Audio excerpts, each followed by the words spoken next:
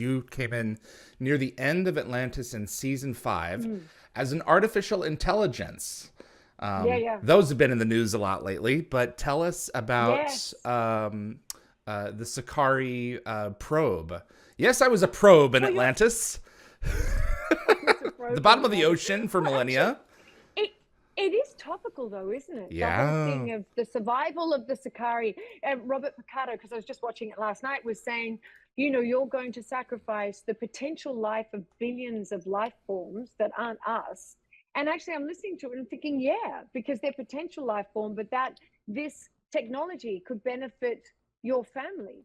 So it was an ethical decision that he made. Correct. That I wonder how much the audience resonated with that and thinking an artificially intelligent entity is putting him on judging him and putting him on trial for not making the most ethical decision. You're thinking, well, come on, this is a figment of his imagination. It's engineered to be that way. So I don't remember thinking all these thoughts at the time when I was doing it. I was very much on team AI because I was playing that character. So I was advocating for myself, but watching it as an audience, with that removal, given what's going on with AI right now and the nervousness surrounding this incredible technology and the leaps and bounds in which it's moving forward, I actually thought, maybe you want to take pause here and think, can you benefit from this technology? Do you really have to worry about life form that may or may not come into existence? I don't know. It was probably worthy of a lengthier debate. For sure.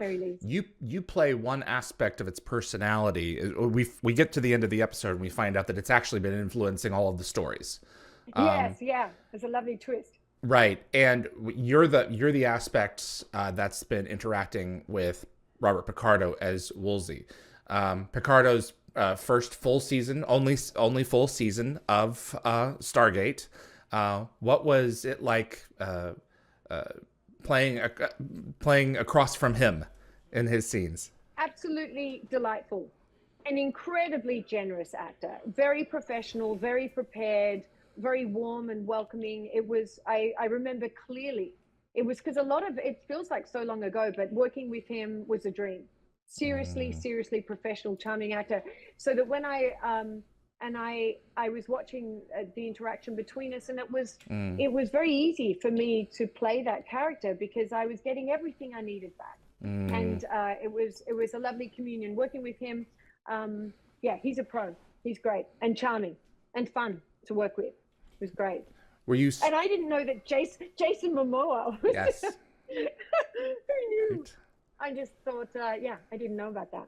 Yeah, that's the thing, the people are, I've continually shown this show to others and they're like, oh, it's Aquaman. I'm like, yes, they all have to come from somewhere. Well, also, I didn't know that, what's his name? Marsden, blanking on his first name, who was in it as well as a fabulous Scottish. I didn't get, what's his name? James Marsden. Oh, James Marsden. Okay. Oh, he's in Universe.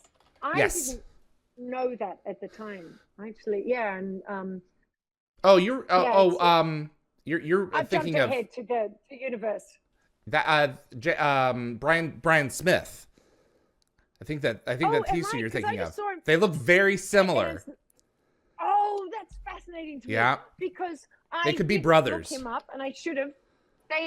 That's so interesting. Because I thought, is he really in this? Because he had sunglasses in, and it was in the desert. Correct. So looks just like him, nose and everything. Yeah, Brian looks really close to him. Nose, everything. Yep, absolutely. Oh, is that the guy that's lying in bed talking to my daughter all sunburnt at the end of the...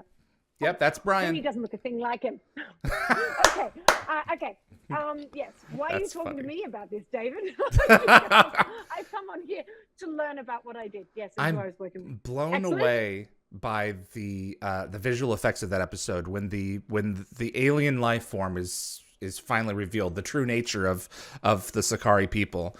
That show could do visuals. And I can only imagine what it was like being on set. Okay, stand here, and now we're going to transform you into this green leprechaun, Well, see, that's all done in post. So we Right. just stand there, and now I shall show my true form just for you. And locked on, Anna moves away, Right. locked off, and post-production do their thing. So it's not very glamorous on set. But I remember doing a show called Time Cop, where I was set in the time of Jack the Ripper, and I don't think the show was that successful. I think I only shot a few episodes. I don't know if it ever aired, actually, but there was a time portal, and I was a Victorian, it was set in the Victorian era, and I had to watch a time portal open up. And they hadn't given me any visual cues or anything like that, but I know what I imagined in my head in order to see that. And I love that. I love being given challenges like that, where I have to absolutely just come up with it all on my own and help the audience see the character's experience of what it is, the wonder, the majesty, the horror, whatever it is. Help get them there through my imagination. You have to have something to chew on. So you can't just stand there you know. No, it's great, but it was all in my head. I remember the director coming up to me afterwards and saying, "So what did you see?" And I thought, yeah, now you want to know. You want to discuss this with me beforehand. But yeah, it was, it doesn't matter what I saw. I think I saw something spiraling. She was from the Victorian era, so I didn't make it too high tech. I didn't want to just collapse with horror. I just wanted her to be excited. Absolutely. Yeah. You were Mrs. Armstrong in Stargate Universe.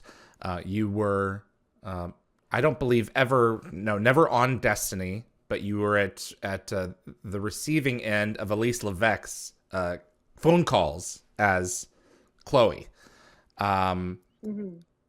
What was it like creating a character who had lost her husband and her daughter all in one go, and who had enough information that she could effectively, potentially cripple the program if she wanted to? She probably get herself wiped out in the process by revealing this to all of Earth, but still. That's right. And she makes that threat. She says, I am close friends with the First Lady, and I can communicate at any time with President and let the whole world know what's going on. But I think actually the actor that I was married to, I'd worked with him before on Christopher McDonald. We'd worked in family law in LA a few years before, so it was fun. He was hysterical to work with. He's a very funny fellow. So it was fun to hook up with him again. I don't think we had any. Did we have any scenes together? I don't believe so. I certainly saw him on set. No, I don't think so. But we saw each other. I think we had to pose for a family photo, so we got to work together. And I don't know if they ever used it, but we did do all that stuff. And Elise is delightful. Really, I think I hadn't worked with her before, but I think I already knew who she was. I just created in my mind a very tight family that I believe her married life had been in that sphere, in that realm. There is no way, I don't think for 1 minute, she was ever going to betray her husband's work and commitment. And she just wanted to make sure that they were doing everything that they could. Thanks for watching this clip from Dial the Gate. If you enjoyed the video, give us a thumbs up. It's our goal to share a new Stargate story every day while we're on break. Please feel free to subscribe to future episodes here on YouTube. And if you have Stargate friends who might like this clip, let them know about us. Be sure to visit dialthegate.com to view the complete archive, as well as transcripts from past interviews. I'll see you on the other side.